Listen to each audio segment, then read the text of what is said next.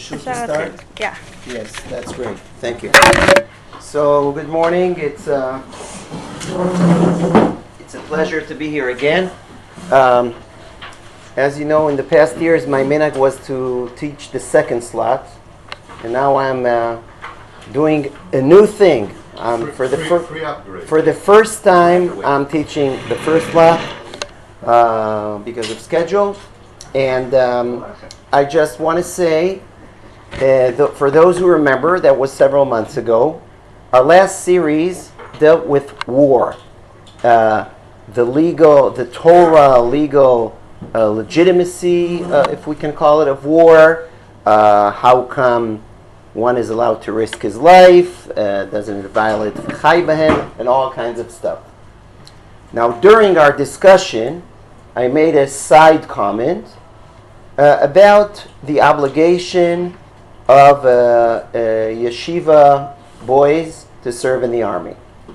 I gave a comment. It was right after Rav Yitzchak Yosef said a smart thing on a Motzei Shabbos drasha. As you know, it became just this several days ago. There was a Supreme Court ruling regarding the matter, and it's an ongoing issue. It's an ongoing issue for years, we have to say, but now, of course, it became a very heated debate, and I decided that let's tackle it, directly, and we'll see the sources. I'm already giving a spoiler. I'm not from the UN. I have a position here. Okay, I think it's grounded in the sources. It's not only my position. I don't want to present as if I'm an innovative. On the contrary, I'm gonna claim here, and I think you're gonna see it, that actually my position is the mainstream and simple interpretation of the sources, etc. And dafka lehefech, anyone who argues with it, he has a hard job. Meaning, there is as you know, hamotzi mechavero alav araya. We have a rule in monetary that, let's say I have something under my possession, and then let's say I have this iPhone, Android, and then all of a sudden Phil says, wait a minute, this is my Android, you stole it. Okay, then we're gonna say, great, bring witnesses that I sold it. As long as you don't bring any evidence, then the burden of the proof, that's the word, is on you. So here it's very clear where the burden of the proof halachically rests. It's the burden of the proof, as I'll explain, rests on the people who claim that they're exempt from army service. Okay, so that's the starting point. It's very, very important to mention that. I'll just say, I jumped already to the specific topic. What I told Daniela, that again it's going to be a series. Okay, just like. Then I had a 4-week series regarding war issues. So this will also be a 4-week series about war issues, but different in terms that will be specific topics that have to do with our specific war. Meaning, okay, the first topic will be, as I said, the obligation of Yeshiva, Bachurim, Torah learners to serve in the army. Then we're going to talk about deals of captives and hostages. That's also a very, So these two are already, maybe they will themselves take us 4 weeks. But if not, I have some other stuff like tefillah at the time of trouble. Okay, and so the related topics to the war. Okay, that's the series, and we'll start now with this first topic, the obligation of Torah learners in army service. But I have to say one or two preliminary, I think that's the word, right? Yes, remarks.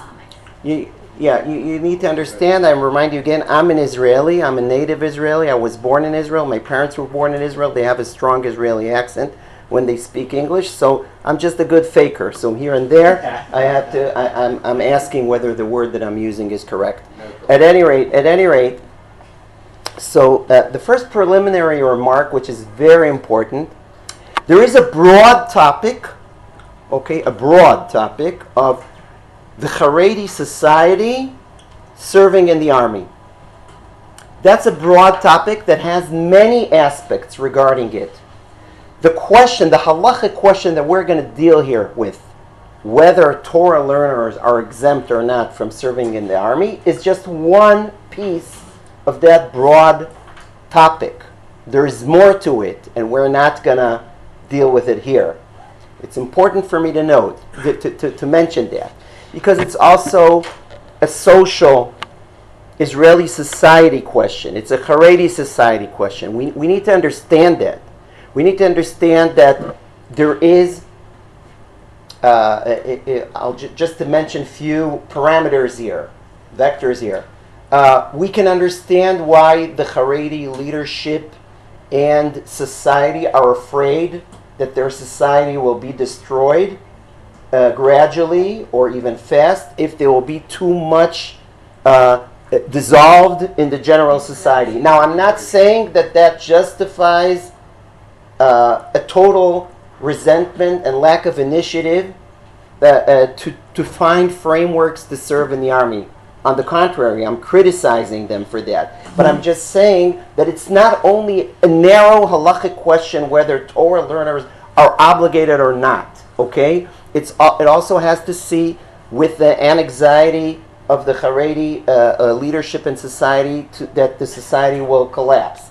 And they do need some confident, meaning of that the Israeli society will provide some frameworks and abilities to, as much as possible, preserve their right to maintain that society. That's one thing. Another thing has to do with mentality, and I'm saying it will sound as if it is a criticism, but also with empathy. Some of the leaders, like with all the respect, let's say one of the Gdoilei Hador now, Rav Lando, the head of Slobodka, that is now, he and Rav Moshe Hillel Hirsch are considered now the two Lithuanian leaders. Mm-hmm. So I really think Rav Lando lives still in Europe, meaning they didn't make aliyah in a many, meaning I will explain it even later when I'll deal with, I'll give you the metaphor, a metaphor, that's a real thing. My mother-in-law, Shetichya, lives not far from here. So my mother-in-law lost a brother in the Yom Kippur War. Okay? That's the uncle of my wife. Machon Meir, named after him. He is the Meir. Okay? My wife's uncle is the Meir Lifshitz. So of course, when now she lost a beloved brother in the Yom Kippur War, and now her grandchildren are serving in Gaza. My son was in Gaza, in Jabalia. I'll quote him later, because he's a Talmid Chacham serving in Jabalia. He's a good example of what we are, with what I am educated to. So when she has a brother-in-law that all of his grandchildren and son are not serving in the army because he belongs to the Haredi society, so it's not easy for her. So when he called her several weeks ago, so she opened her mouth. She said, "How do you live with the fact that my grandchildren are now risking their lives, etc., and all of your children, are not?" So he threw to her the letter. He quoted to her the letter of Rav Kook, the old Rav Kook. There is a famous letter. It appears in Igrot HaRayah. I think I saw it here. Okay, in Igrot HaRayah, the letters of the Rav Kook. There is one of these white, what we call Hashas Lavan, all the books of Rav Kook. So in them there is, for instance, a famous letter of Rav Kook writing in World War I to Rabbi Hertz, the chief rabbi of England, with all kinds of halachic claims, they weren't exactly halachic, rhetoric and claims, why yeshiva bachurs should not go to the British Army in World War One. Now. By the way, I'm now not commenting about the fact. I'm just saying that's it. Now, what happened? Let's say when I was a teenager in the Tiv Meir in the Yeshiva high school. So I remember, and there was an attempt of Haredi people around in Beit Vagan, and not only to convince many of us to, after graduating from the Tiv Meir, to go to a Haredi yeshiva. They tried also to reach out to me. I was a good learner, whatever. And I remember one day, in one morning, there were, all around the yeshiva, there were hard copies of that letter of Rav Kook. So I was reminded of that, because that's exactly what now I see. Oh, they're still not tired of using this letter of Rav Kook. And of course, the attempt is, even Rav Kook, your leader, you see, he supports that yeshiva bochers will not serve in the army. Now, what they forget is that Rav Tzvi Yehuda Kook, and I have that in a hard copy, Rav Tzvi Yehuda Kook, his son, in 1948, published a strong pashkevil, a letter, a public letter that was spread all over Jerusalem, protesting against the use of the letter of his father. He says, this is not relevant. It is you're not bringing the context. It was in World War One. It has nothing to do with our independence war in Israel now. And he says very strong words there. Ukmo siluf. Siluf, how will you translate siluf? A lie, yeah. Min hasug haga'ua v'hamachpir beyoter. From the most disgraceful kind. So my mother-in-law asked me, he quoted a letter of Rav Kook. So I told her, I WhatsApped her the Rav Tzvi Yehuda Cohen Kook's protest, and go back to him and tell him that what he's doing is a siluf min haga'ua v'hamachpir beyoter. Now, why am I telling you this story as an intro? I wasn't even planning. Because, again, when I say the broad topic, of Haredi serving in the army, not this narrow topic of which is, of course, relevant to the discussion, whether yeshiva bachors are having an obligation to serve. In many ways, and I'm saying it even with some empathy, I'm criticizing it, but I think that Rav Lando really thinks that we're still in a letter of Rav Kook to Rav Hertz, meaning they're alien in some level to the Zionist government. It's like the British government in World War I. So just like it made sense in some way that yeshiva bachors in England will not serve in the British army in the World War I, copy-paste. We're now really under a certain Gentile regime. I know I'm making it extreme. We're still in the exile, and we're not part of this. Okay, now we're not part of this. In terms of, we're not totally part of this.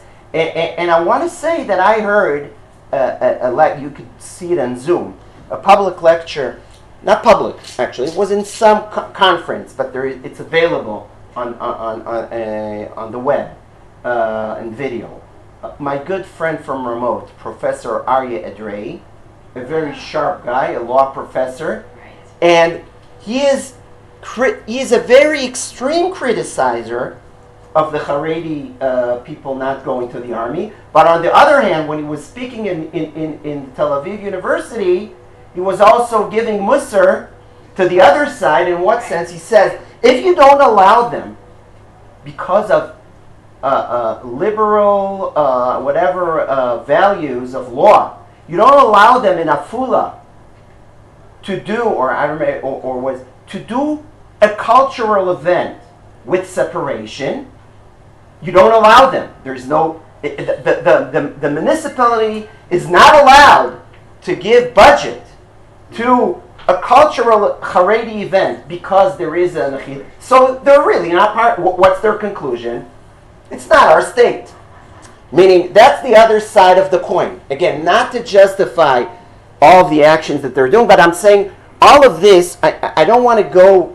Do you want to say something? The only thing I wanted to say is going with your idea, with them respecting the first letter and they think that they're still in Europe, they're part of it.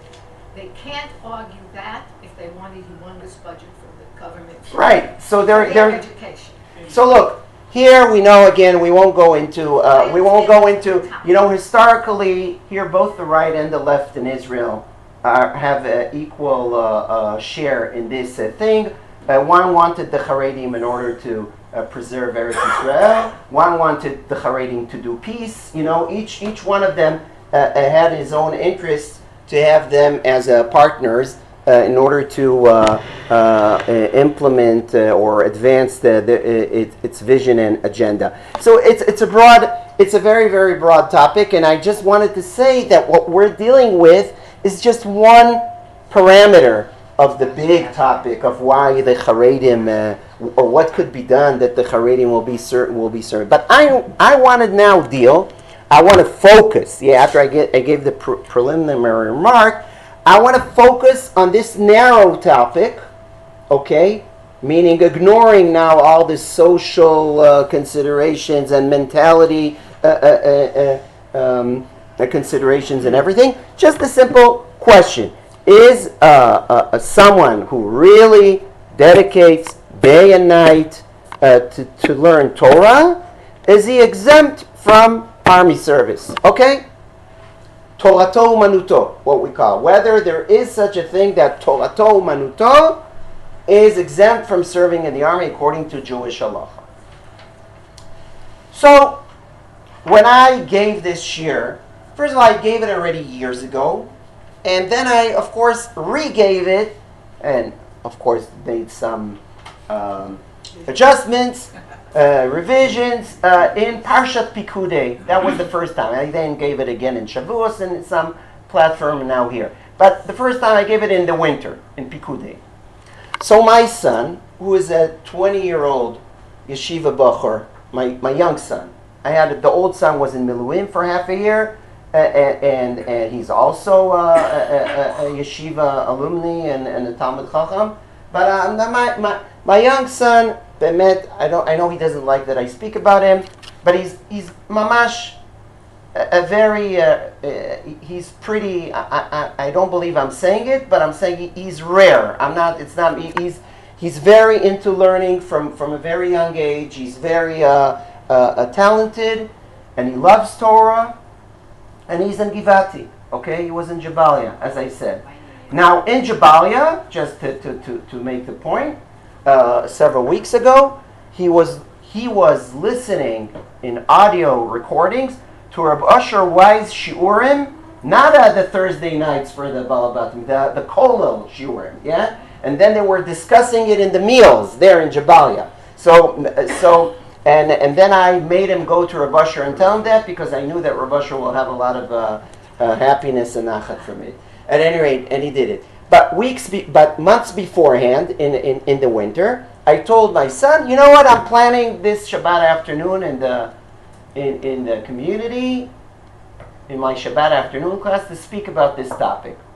So he said something very similar, in different words, to what Rav Lichtenstein writes in his famous article about Esther, fall 1981. My Rabbi, Rav Lichtenstein, Zecher Tzadik Livracha, head of Gush, he wrote a very comprehensive article. It's available on the web in English. That's what it was published in Tradition, fall 1981. Was revised a little bit since then. You could find it in the web. Some quotes of it are here in the source sheet. About the Hester, from many aspects, and also this halachic narrow topic is one of the things that is discussed there. So in his opening remarks, he says it in a different language than my son, and also I would mention here another. I want to mention three things here that are like, there are more people that wrote about the topic, in Tchumen but there is this article of Rav Lichtenstein that is very fundamental in my eyes. It's available both in Hebrew and in English. There is a very nice and comprehensive little booklet, Choveret, that two Hester Bachurim in Shalabim in 85.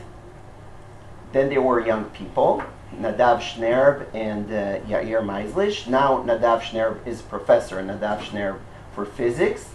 At any rate, as a Bachor and Shur Hay and Shalbim, these two kids took an ambitious project and they wrote a booklet about the topic.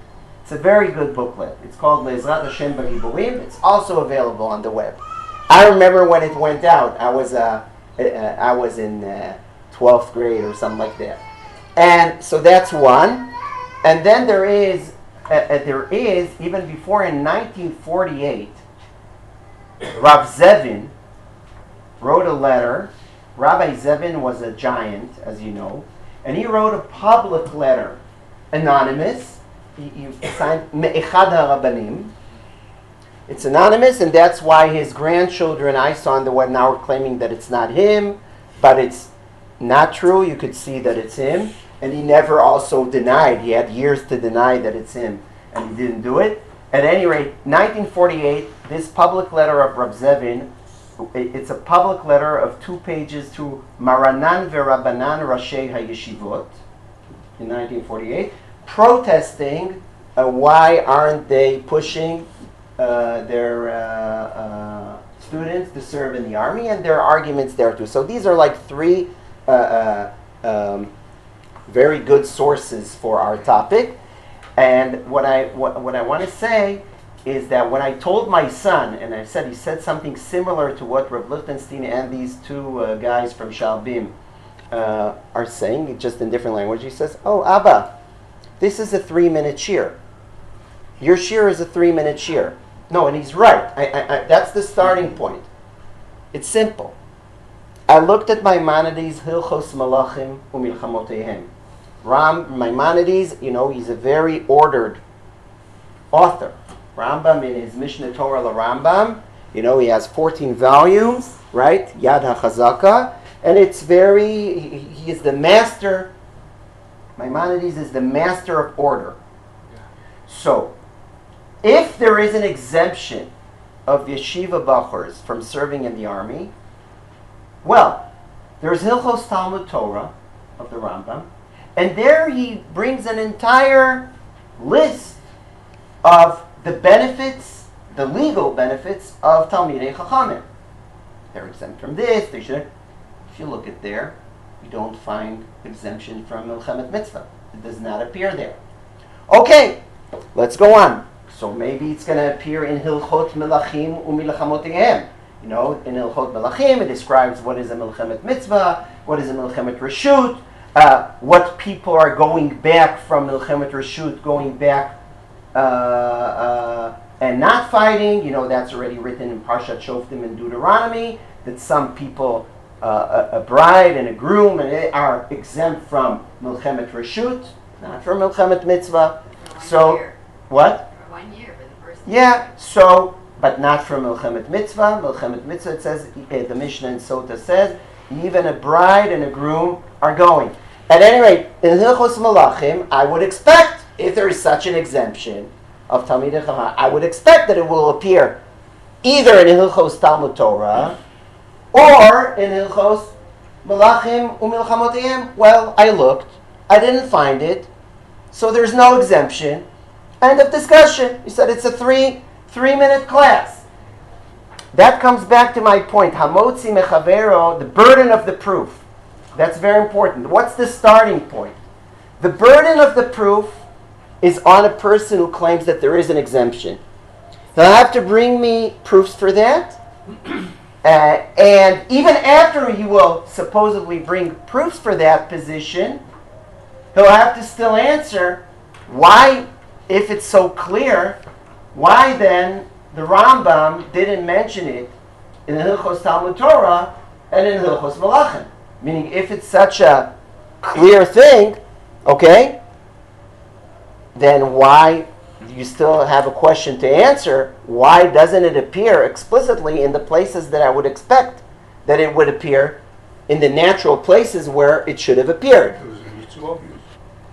So so the burden of the proof is on them, and what we're going to do is that we'll examine some of the main, the main proofs that are brought to the position that yeshiva bachors are exempt from serving in the army. We will analyze these, the most popular, I'll say, sources that are brought to support that position, and we'll show that it doesn't hold water. It will not be even too hard, I believe.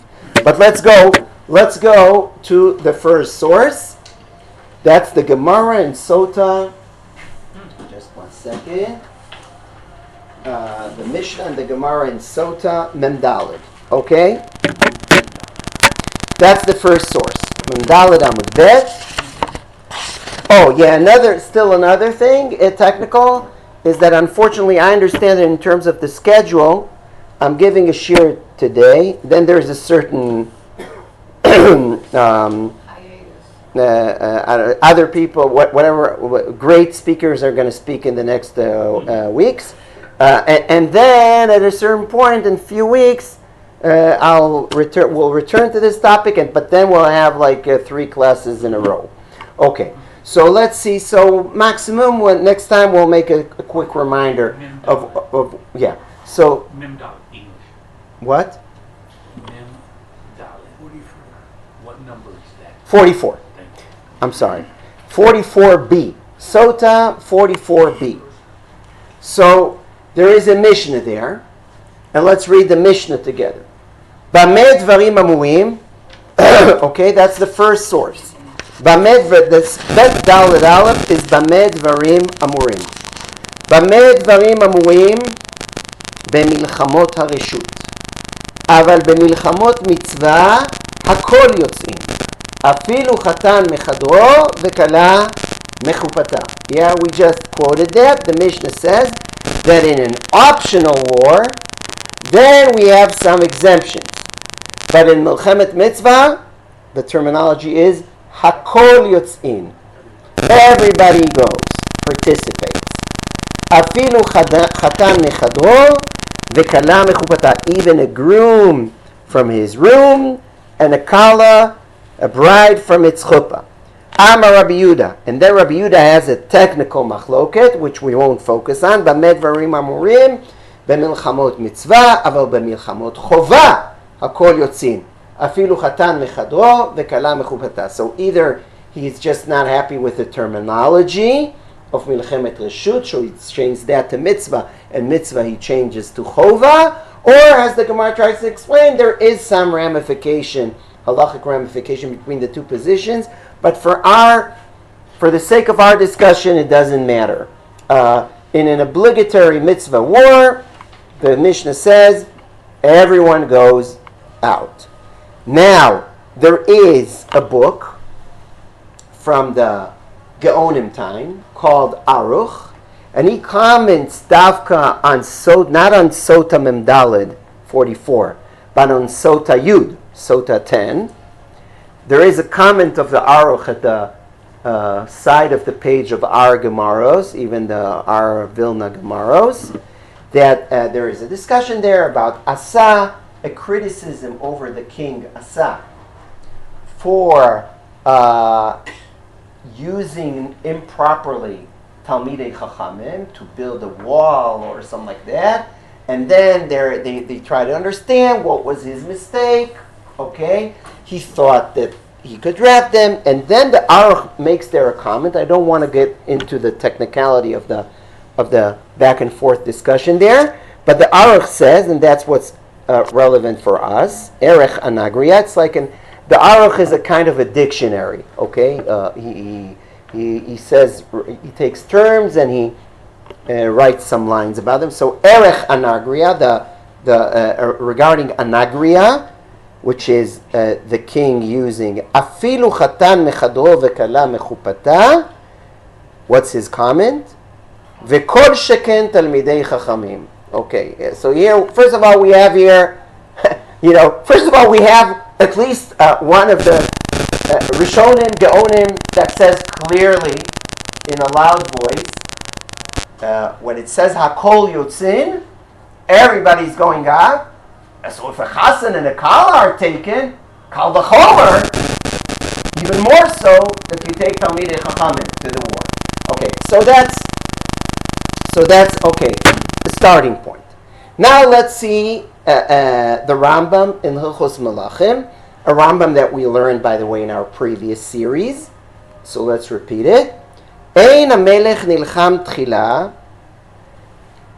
The king doesn't, the first wars that the king does when he comes to Israel, when they're coming, Ein hamelech nilcham tchila, ela milchemet mitzvah. The first war that a king does is a milchemet mitzvah.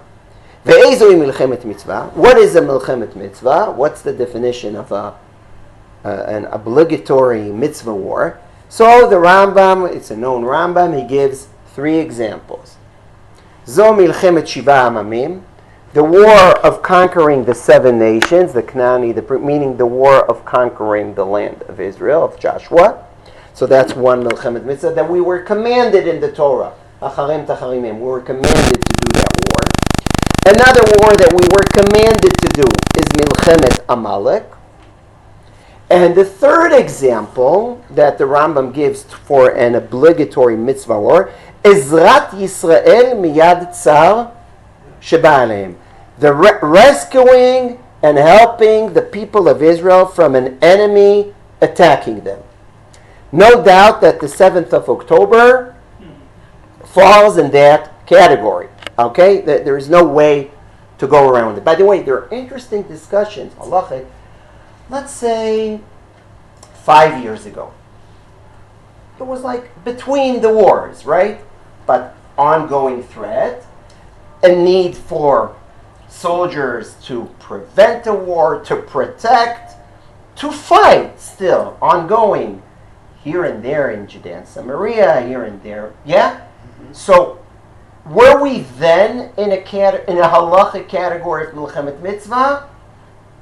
Okay, there's room to discuss.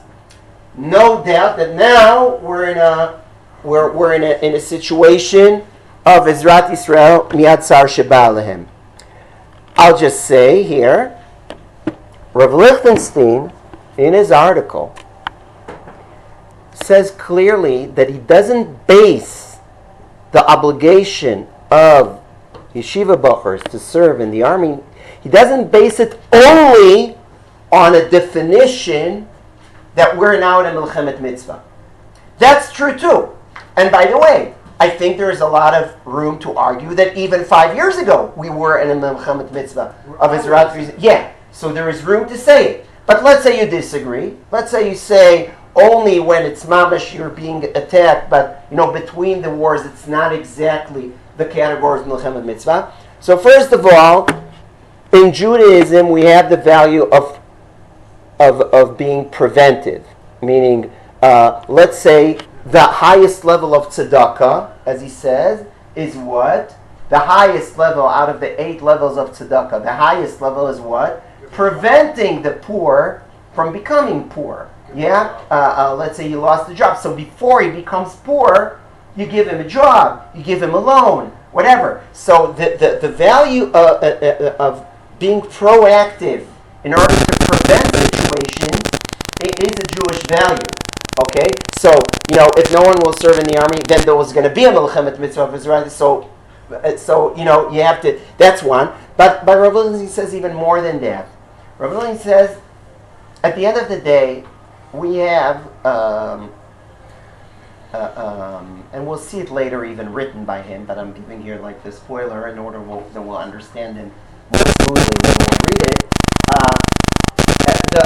A Torah person, a Jew, as we know, there are 3 pillars that the world is standing on: Torah, Avoda, and Milut Chasadim. And you always have to find the proper balance between the 3.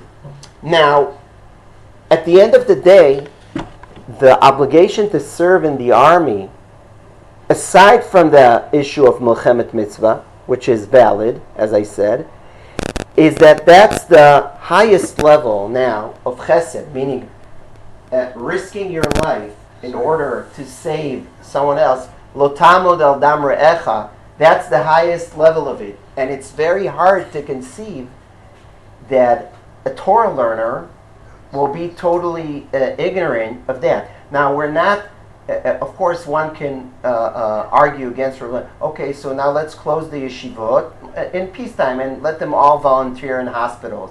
No, it's wrong. The hospitals are functioning, and it's all good. However, if the army needs soldiers, then it needs soldiers, and then you have regardless even of the obligation of the Milchemet Mitzvah, you have the highest level of Gemilut Chasadim here that you cannot ignore when you're building the spiritual world of a Ben Torah. Okay? But, so that's another thing. But at any rate, so there are three examples of Milchemet Mitzvah, and no doubt that we're in the third category. Some claim that it even has, that Reb Chaim might claim that we're even in a certain form of Milchemet Amalek, but I don't want to go into that. It's enough for us to say that we're now, since October 7th for sure, we're in a category of Ezrat Yisrael, Miyad Tzar Sheba Alehem. And then he says, and later on, he fights in Milchemet Reshut. Next source, Moed Katan. Hadar, that's the third source here. Moed Katan 9b, Tet Amud Bet. Hadar Yaseh v'Kamidai. Then it was two rabbis that were sitting down and asking. Ktiv Yekarai Mipninim v'Kol Chafatzecha Lo Yishvu Ba. The third source. It's written that the Torah is more precious than pearls, and that any of our desires, chafatzecha, or needs, cannot compare to it. Ha cheftzei shamayim yishvu ba. So now the Gemara makes an inference. What it says is that your needs are not comparable to Torah. However, needs of God, like what is needs of God, cheftzei shamayim, like mitzvos, they are in the same level as Torah. Yekara hi mipninim, v'chol chafatzecha lo yishvu ba. So your needs are not compared to it, but the needs of God are in the same hierarchy like Torah. But on the other hand, they're asking, uktil kol chafatzim lo yishvu ba. There's another verse that says all needs are not comparable to Torah, meaning afilu cheftzei shamayim lo yishvu ba. That Torah, Talmud Torah keneged kulam, meaning Talmud Torah is superior even to mitzvos. So there is now a certain contradiction between the two verses. So the Gemara answers, and that's a very fundamental halacha l'maisa answer ruled by the Rambam. Kan b'mitzvah she'efshar la'asota al yedei acherim, kan b'mitzvah she'i efshar la'asota al yedei acherim. This Gemara, I'm bringing it because it's another vector, parameter, you could say even preliminary when you're discussing this topic. There's a broad topic. Actually, one of the sources for it is in our Parsha Shlach. There is a very known topic in Halacha and Lamdanut and Halacha L'maaseh. Ha'osek b'mitzvah patur min ha'mitzvah. One who is busy doing one mitzvah is exempt from doing another mitzvah that now comes to his horizon, to his front. There is a machlokas, by the way, how to understand exactly the scope of this thing.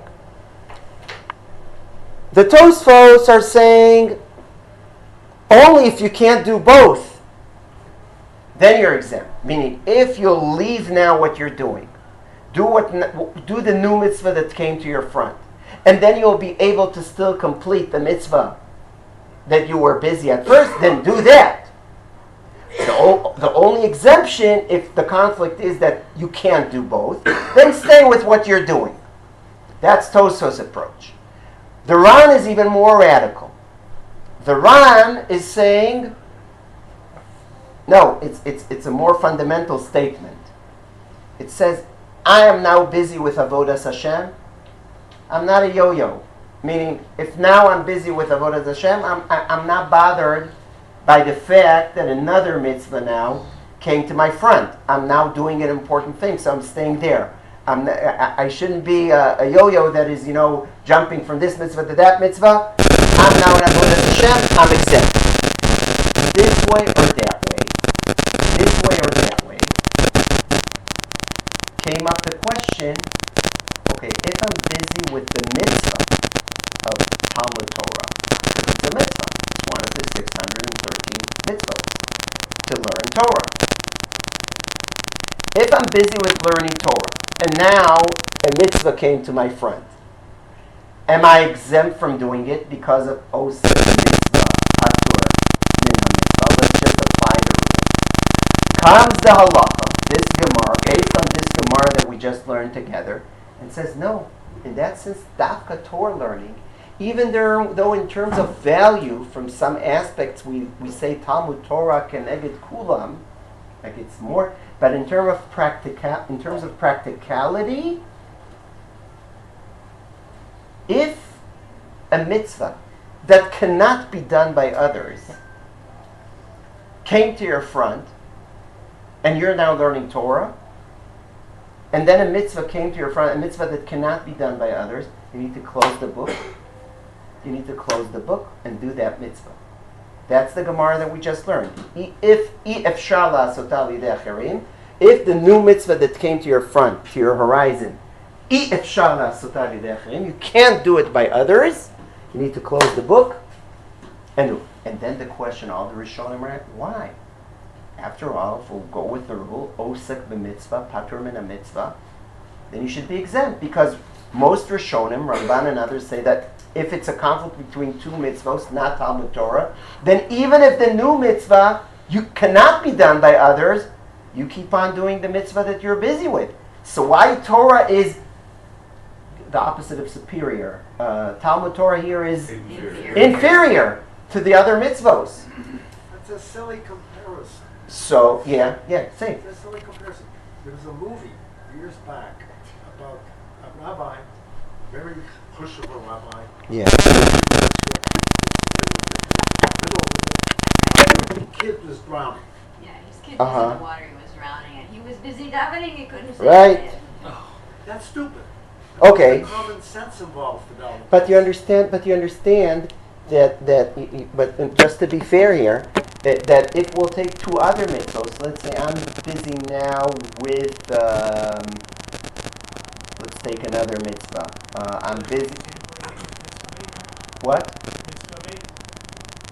Oh, I'm busy with, burying someone, and then, or you know what? I'll get another thing. I'm busy doing a korban pesach. Okay, all right, and then there is a mitzvah of burying a maid, and no one else can do it, unless there is a specific exception. But in principle, Ramban says that it doesn't matter that it cannot be done by others. You keep on doing the mitzvah that you're doing. And Torah here, Talmud Torah is inferior in the sense that regarding Talmud Torah, it says clearly that if the new mitzvah that came to your front cannot be done by others, you need to close the book. Now your logic is right, and what Rav Lichtenstein writes in another article, an Lumdish article about that topic of learning about this Gemara of Moed Katan, he says something very sharp that is so relevant to our topic of army service, and that's why I'm saying it.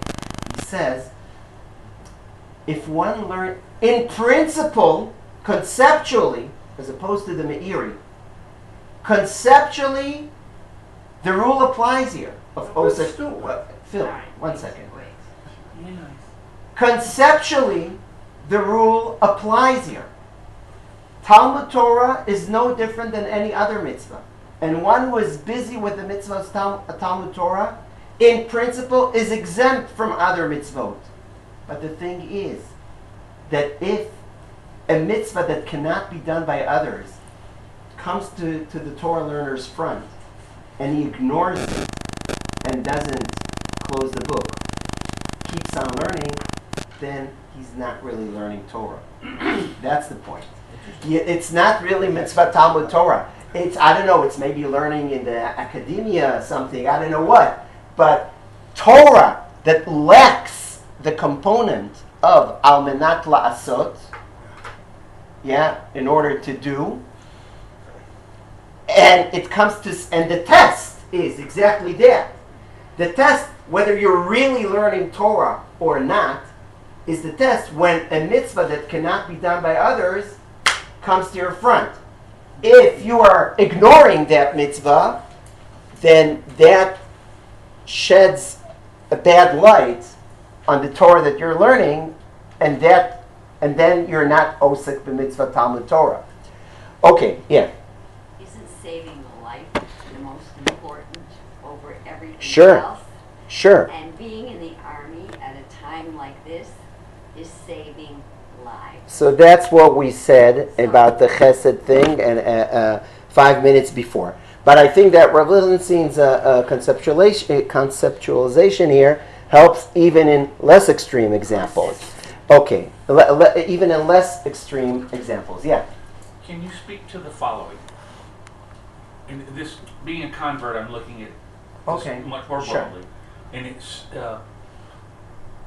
these people in Yeshiva. Yeah. If you looked at them as a spiritual iron dome, and that if you remove them, Very it's like good. removing the iron dome. And it's very Is critical. anybody making that argument? Of course. Of course, they're making all the time the argument, but I have to tell you that. The Iron Dome of Torah is my son Shmuel learning Torah in Jabalia. That's the Iron Dome. No.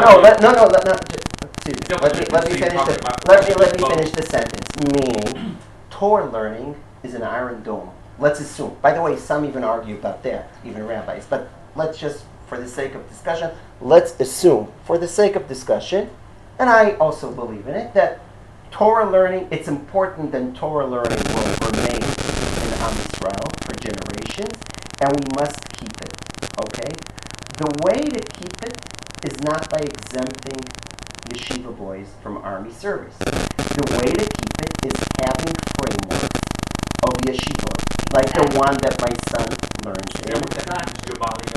Jabalia is in Gaza, okay? It's just one neighborhood in Gaza. I'm just saying that you're absolutely right that we need an Iron Dome. Only the way to achieve that Iron Dome is that doesn't necessitate exemption from army service. Simple as that. Okay, Yeah. our grandson is headed to Medina in Aviv, Uh-huh. giving a shiur in his tank in Aviv. Mm-hmm. So that's to emphasize the point that you can do it when you're doing your army service. I'll do both.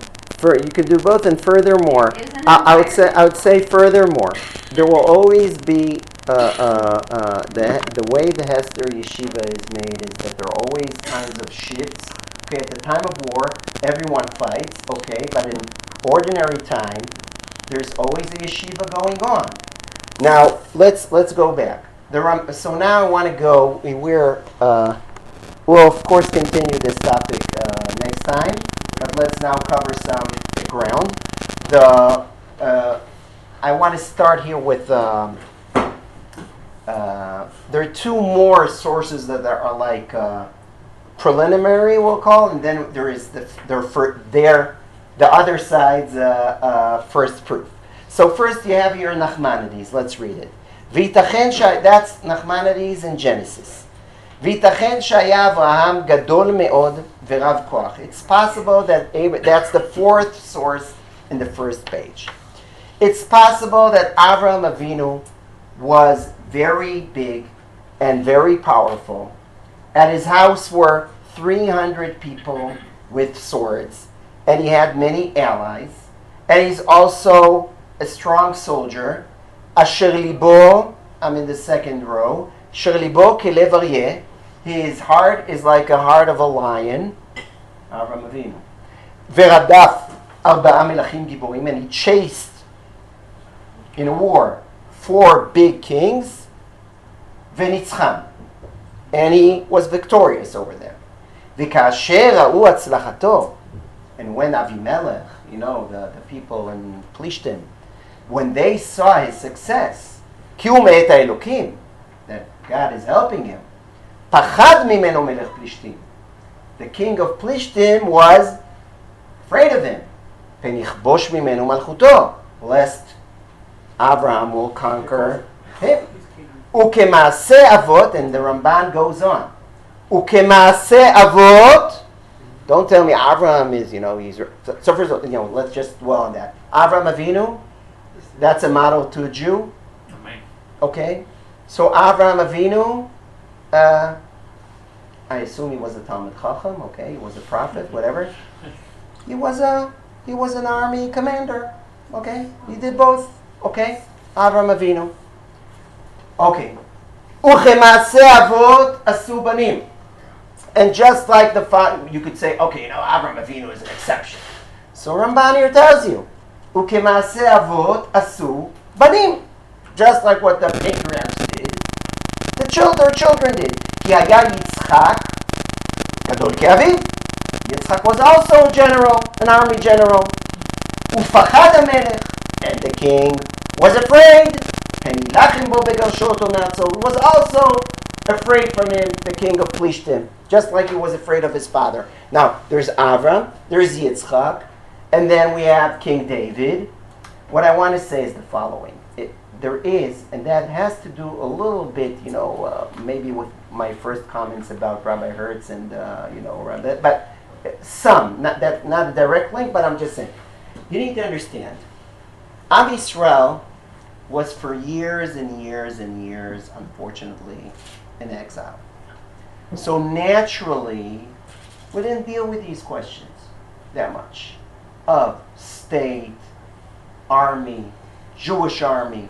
It wasn't dealt even in the halachic literature. Therefore, in the Shulchan Aruch, not a lot is written about it. When I started this shir, quoting my son, that it's a 3-minute shir, I just look in Hilchos Talmud Torah, Hilchos Malachim, know that it's not a coincidence that he referred me to the Rambam, because the Rambam writes about everything, about offerings, but for generations and generations, we didn't deal with these questions, and therefore we didn't also have the models. So when you look for the traditional Jewish models of our situation, then it is relevant to look at King David, to look at, what happened when we had a sovereign state. And you see that when we had a Jewish army, and you see there that there was no exemption of Talmidei Chachamim, meaning the Avraham Avinu was fighting, Yitzchak was fighting, King David was fighting. No one said, I'm a Talmud Chacham, so let others fight. That wasn't the way. Now, so that's one thing, and then now let's go to the Gemara in Avodah Zarah. No, I wonder. Okay, let's go for it. I mean, I could have skipped it, but to start, then the next source is Mamish. One. You know what? Let's stop because I want to still that we won't finish this year only with general sources.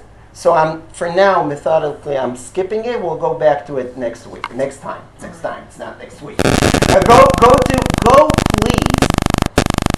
And we will return to this source. We can't cover now its source, but I just want to touch it. The Gemara in Bava Batra Zayin Amud Bet. Let me just explain. Maybe I'll even... Okay. The Gemara in Bava Batra Zayin Amud Bet. Zayin Amud Bet? Yeah, that means 7b. 7b. Bava Batra 7b. That is, as Rav Lichtenstein writes in his article, all of the sources, and that's amazing, all of the sources brought by the people who claim that that Yeshiva Bachars are exempt from army service, all of the sources to prove their points are from Agadot. Now that is already a very weak starting point. Because, I'm saying it as a halachist. Rabbi writes about it generally. To prove from Agadot to halacha l'maisa is very problematic. And all of the sources that they're bringing are agadic.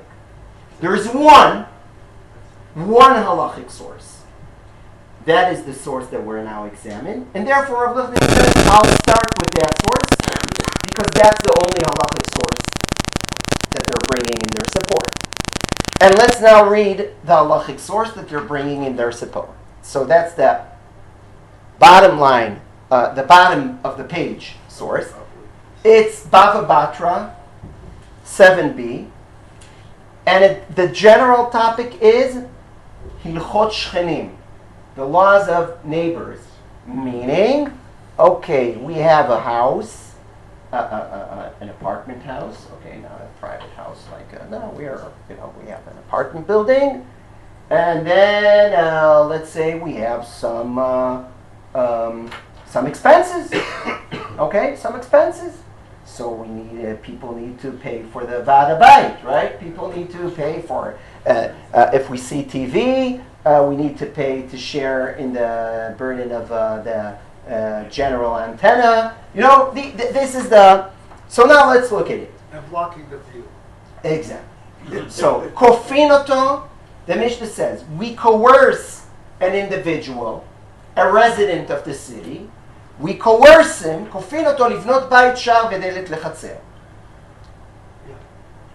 coerce him to partner in building a fence, a door to the fence, etc. Okay, and then kofinoto, more important, second line, the middle, the second line, the middle of the second line. Kofinoto livnot la'ir choma udlatayim uvariach. We coerce the resident to partner, to take part in the expenses of building the city a wall and a lock to the wall. Meaning the city was protected by a wall and then there was a gate and they locked it. By the way, at that time the cities were smaller. That's okay. Rashbam Omer, okay. Now, a very important line at the end. Kama yeheh ba'ir ve'yeh k'anshei ha'ir. How long, since when do I collect? Let's say he moved yesterday, so I'm not, jumping on him. Hello, please open your wallet. How long should it be in order to pay membership to the shul? Yud Bet Chodesh, 12 months. However, if he acquired a house there, even the next day. Meaning, it really depends. What's the status of the person? Yeah, when is he obligated, or it's not even obligated. When does the city have the right to coerce him to join, to contribute this cost of the wall? He needs to be defined as a resident. So if he didn't buy anything, he's just renting here, renting there, whatever. Then 12 months. After 12 months, even if he still didn't buy, hello, you're here, okay? You're benefiting. You're here, you're benefiting, you need to share with us the burden, okay? Shivyon banetel, yeah? By the way, my son this same son that is serving in the army taught me a terrible term already months ago. Shivyon banetel. I don't know if you know the Hebrew here. Ketel, what is liktol? Lahawok, to be killed. So there's shivyon banetel, which is share the burden, equality regarding. There's shivyon baketel, equal in the losses. I don't know. At any rate, it's just because it's a pun, okay? At any rate. So we see Kannai beit dira, harei hu ke'anshei ha'ir miyad. Very nice. I see it's 10:17, נכון? זהו, נגמר. I'll just say, we'll see next week. We'll see that that's the Mishnah. So the Mishnah, the topic is sharing in the cost of the community. Then in the Gemara, we'll see the opinion that it said there that rabbis, Torah learners, are exempt from paying that tax No, and specifically even that tax of building the wall, because, and that's the famous statement, Rabbanan lo tzrichei netiruta. The rabbis don't need shmirah, they don't need protection, the Torah protects them. All right, that was brought as a halachic proof, meaning the logic was, the argument is, we see from the Gemara that Talmidei Chachamim, the Torah protects them. Therefore they don't need to serve in the army.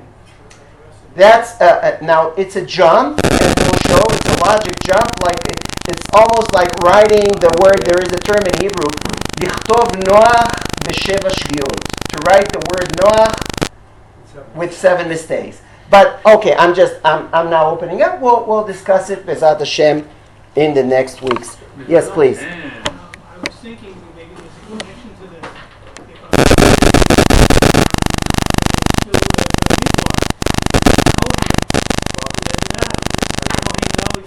So you're now dealing